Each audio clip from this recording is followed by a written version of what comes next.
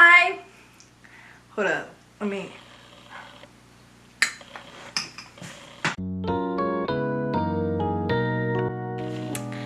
Hello! My name is Hope. I am a sophomore at Emory University and I am spending this next semester in Rome.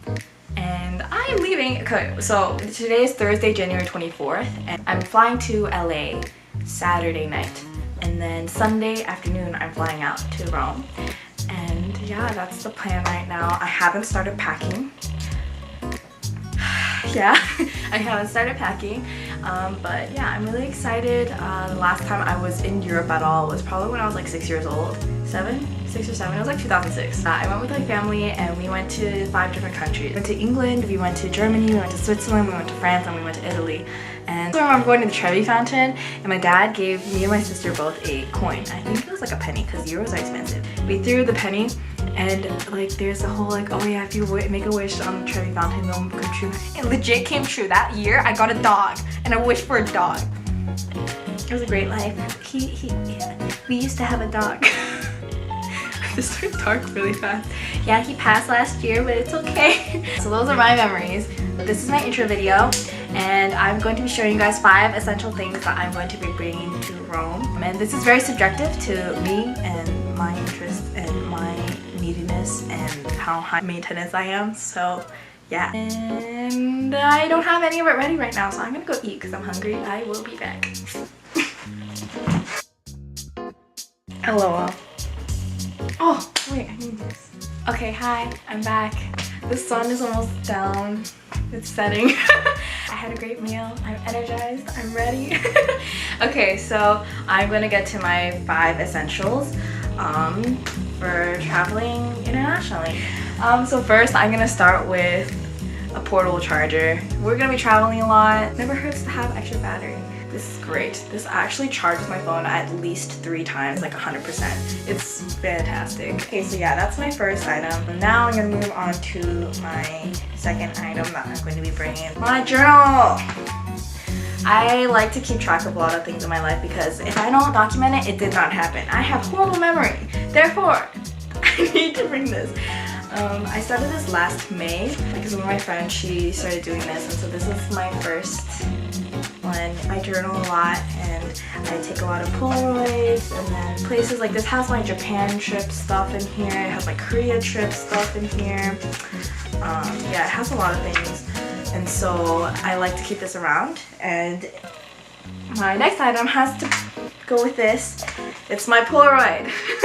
It's basic. It's probably pretty unnecessary considering the fact that I don't really have much space to pack this, but hey, I bought extra film to bring with me, and so I'm going to be bringing my Polaroid. That was my 3rd item. My 4th item. Okay, this is actually something I'm pretty sure everyone will need if you go internationally, but it's an adapter. Europe has the 2-prong plugs. I got this off of Amazon. It was like $7.99. It was really cheap. And then like they have USB ports that you can charge your phone and stuff like that in. It's really convenient and it's like universal. It's an essential that you should probably bring because you're not going to be able to charge anything. I think this is the last one. And it's money.